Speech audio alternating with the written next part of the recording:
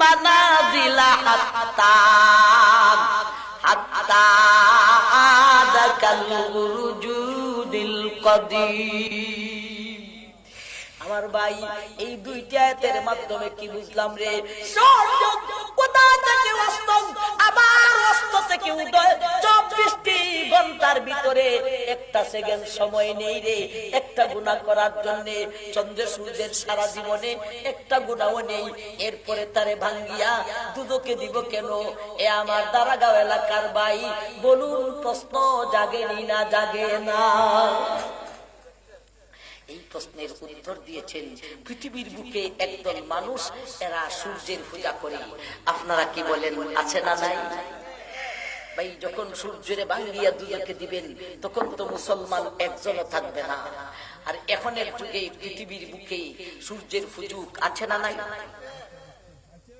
মুসলমান থেকে সংখ্যায় কম না বেশি? আরো বেশি। আদি যুগেও সূর্যের পূজক ছিল না ছিল না?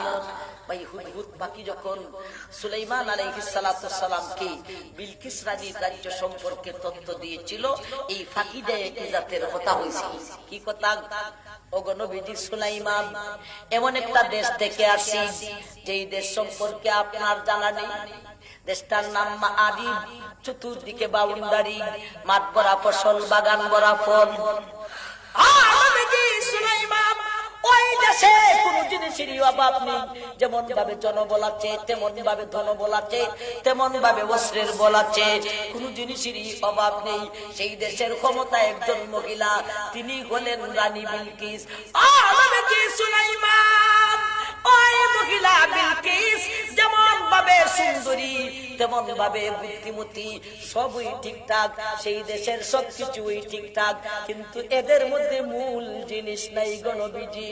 বলতে এদের মধ্যে ঈমান নেই। এরা সূর্যের পূজা করে। সূর্য যখন পূর্ব দিকে উদয় হয় তখনও সূর্যের পূজা করে।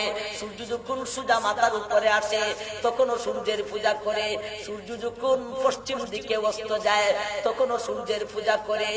আমার ভাই বলুন, সেই আদিকালেও সূর্যের পূজক ছিল না ছিল না? সূর্যের পূজককে দেখানোর জন্য আল্লাহ সূর্যকে ভেঙ্গে দুদকে দিবেন।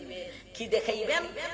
দুনিয়ার জগতে সূর্যের পূজকেরা, তোমরা যাকে প্রভু মনে করে উপাসনা করতে, তোমার জানা মতে প্রভু যেইলা, তারই যদি ভাঙ্গিয়া দিলাম দুদকে, এই জালিমের জালিম, এই খবিসের খবিস, এই খাদাসের ঘরের খাদাস, তুই যাইবে করিবে গেছে। কথাটা ঠিক না ঠিক? আমার ভাই, প্রশ্নের উত্তরটা তো এরপরেও হয় না, তাই কে যায় হুজুর সূর্য তো কেউ কে বলেও নাই, সে নমরুদ ফেরাউন সাত্তাদের মতো খুদাই দাবি করে নাই আর বলে নাই আমারে সজিদা করো। সূর্যের 2 ইঞ্চি পরিমাণও দোষ নেই, লোকজনে কেন তারে সজিদা করলো? এই জন্য চন্দ্র সূর্যকে দুদকে দিবেন, এটা কেমন কথা? চন্দ্র সূর্যের কি কষ্ট হবে না? এই প্রশ্নের উত্তর দিয়েছেন এমন ভাবে, এ মানব, তোমারে মাটি দ্বারা সৃষ্টি করা হয়েছে, মাটির অংশ বেশি দিয়া সৃষ্টি করেছি, এই জন্য মানব তুমি মাটিতে থাকতে পারো, তোমার কোনো কষ্ট নাই।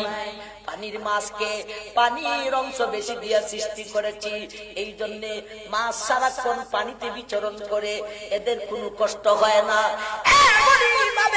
চন্দ্র আর সূর্যকে সৃষ্টি করতে গিয়া এমন ভাবে সৃষ্টি করেছি, চন্দ্র সূর্যকে ভেঙ্গে যদি দুদকে দেওয়া হইব রে, এই পৃথিবীর মানব চন্দ্রের সূর্যের ইঞ্চি পরিমাণও কষ্ট হইবে না। ভাই, দুদকে 19 জন ফেরেশতা আছে। আলাইহা 19 আলাইহা মালাইকাতুন কিলাবুন শিদাদ শিদাদুল লা ইয়াসুনাল্লাহা মা আমারাহুম ওয়া ইয়াফআলুনা মা ইউমারুন। দুদকে 19 জন ফেরেশতা আছে। 19 জন ফেরেশতা আছে শাস্তি পাওয়ার জন্য নয়, শাস্তিকে দুদকের গায়ে পরিচালনা করার জন্য। এই 19 জন ফেরেশতা দুজকের আগুনের ভিতরে আমার ভাই বিচরণ করবে, এদেরকে দুজকের আগুনে স্পর্শ করবে না। এর কারণ সেই 19 জন ফেরেশতাকে আল্লাহ সৃষ্টি করতে গিয়া এমন ভাবে সৃষ্টি করেছেন, ওরা দুজকের আগুনের ভিতরে বিচরণ করলো দুজকের আগুন তাকে স্পর্শ করবে না। তদ্রূপ ভাবে চন্দ্র সূর্যকে সৃষ্টি করতে গিয়া এমন ভাবে সৃষ্টি করেছেন, চন্দ্র সূর্যকে ভেঙ্গে যদিও দুজকে দেওয়া হবে, চন্দ্র সূর্যের ইঞ্চি পরিমাণও কষ্ট হবে না। যাই হোক, চন্দ্র সূর্য গ্রহ নক্ষত্র যাকে বলা হয় সৌরজগৎ, ইসরাফিলের সিংহার ফুটে সেই সৌরজগৎ থাকবে না, শেষ হয়ে যাবে। একবার বলুন সুবহানাল্লাহ। এখন আসুন প্রাণীদের কথা শুনি, মানুষের কি হবে, জিনের কি হবে, ফেরেশতাদের কি হবে, পাখি কুলের কি হবে, অন্য প্রাণী হাঁস মুরগি কীট পতঙ্গ সাপ বিচ্ছু বাঘ ভাল্লুক গরু বকরি ভেড়া এইগুলির কি হবে, আজকের সূরাতে আল্লাহ আলোচনা করেছেন। আল কারিআতু মাল কারিআত ওয়া মা আদরাকা মাল কারিআত ইয়াউমা ইয়াকুনুন নাসু কাল ফারাশিল মাবথুস। আল্লাহ বলেন, এ দুনিয়ার মানুষ, আমার ইসরাফিলের সিংহার ফুৎকারের বিকটতার কারণে তখনের মানবের অবস্থা কি হবে রে? পৃথিবীর বুকে একজন মুসলমান থাকবে না, আল্লাহ জফনেওয়ালা একটা মানুষ থাকবে না, মানুষ খুব বড় ধনী হবে, বিজ্ঞান বহু উঠতে যাবে। আমার ইসরাফিলের সিংহার ফুটা যখন শুরু হয়ে যাবে রে, মানুষের অবস্থা কেমন হবে? আল্লাহ বলেন, ইয়াউমা ইয়াকুনুন নাসু কাল ফারাশিল মাবথুস। সেই দিন মানুষের অবস্থা হবে দিশেহারা পাখির ন্যায়, দিশাহারা পাখির ন্যায় মানুষেও দিশা হারাইব। সুবহানাল্লাহ বলতেন না? দিশাহারা পাখির ন্যায় মানুষে দিশা হারাইব, দিশাহারা পাখির ন্যায়। ভাই দিশাহারা পাখি কি? দেখবেন ঝড় বৃষ্টি হলে পরে আপনি ঘর থেকে বাড়ি থেকে বের হয়ে মাঝে মধ্যে এইরকম দেখা যায় গাছের ডালে একটা পাখি বইছে যে এটা ঝড়ের আঘাতে তুফানের বাড়ি খাইয়া গাছের ডালে বসছে যে সে বসতে পারে না, কম্পমান বলতে বসতে সে দিশা পাইতেছে না। এখন ছায় বসতে যখন পারি না দেখি উড়া দিয়া যাইতে পারিনি, অথচ উড়া দিয়াও যাইতে পারে না, ফরিয়া যায়। ছেলেরা দৌড়ে কাকড়ে দূরে ফেলায়, ওর পায়ের মধ্যে সুত্তি লাগাইয়া বাইদা নাচানাচি করে। ছেলেরা বয়সে কিছু করে, তবে এটা করাটাও ঠিক না, শরীয়ত মোতাবেক এটাও নিষেধ। এটাও আল্লাহর একটা সৃষ্টি জগৎ, কথাটা ঠিক না ভাই? ঠিক। আমার ভাই, পাখির হলো দুইটা অবস্থা, একটা হলো বসা আর একটা হলো উড়া দিয়া যাওয়া। পাখি তুফানের আঘাতে বসতেও তার দিশা নাই, উড়া দিয়া যাইতেও তার দিশা নাই। আল্লাহ বলেন তদ্রূপ ওই দিন মানবের অবস্থা। সেই মারে কথা আমার তো শিক্ষা নেই। ওরে দেহ খানা হইলে রে ওরে মা মনরে আমার, ওরে দেহ খানা হইলে রে মন মাটির পিঞ্জিরায়, সে পিঞ্জিরায় আছে বন্দি পরাণ পাখি আর তোর, সে পিঞ্জিরায় আছে বন্দি পরাণ পাখি। আটকুটুরি নয় দরজার বানাইল যে ঘর, রাখলি না আমার তারি খবর কোন সে কারিগর। আটকুটুরি নয় দরজার বানাইল যে ঘর, রাখলি না আমার তারি খবর কোন সে কারিগর। ওরে লাল ডিজেলের দেহ মেশিন ভোলাম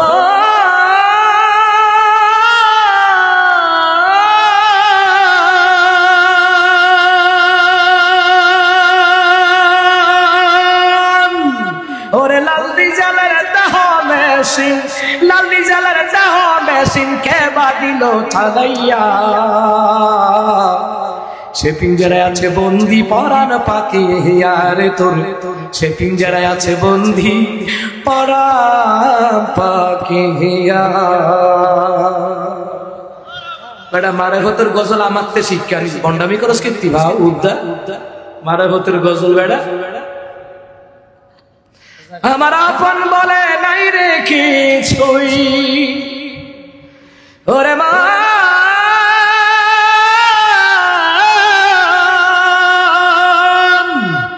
আমার আপন বলে নাই রে কিছুই সবই জিনিল্লাহ তার নূরের তাজাল্লিতে পড়ে হই ফানা ফিল্লা আমি মুখে বলি আল্লাহ আমার অন্তরেতে আল্লাহ আমি মুখে বলি আল্লাহ আমার অন্তরেতে আল্লাহ নাই কোনো ভয় আসলে আসক বাধার পাহাড় যত আল্লাহ ছাড়া কারো কাছে হয় না মাথা নত নাই কোনো ভয় আসলে আসক বাধার পাহাড় যত আল্লাহ ছাড়া কারো কাছে হয় না মাথা নত এই জীবন শুধু তারই রাহে ওরে মা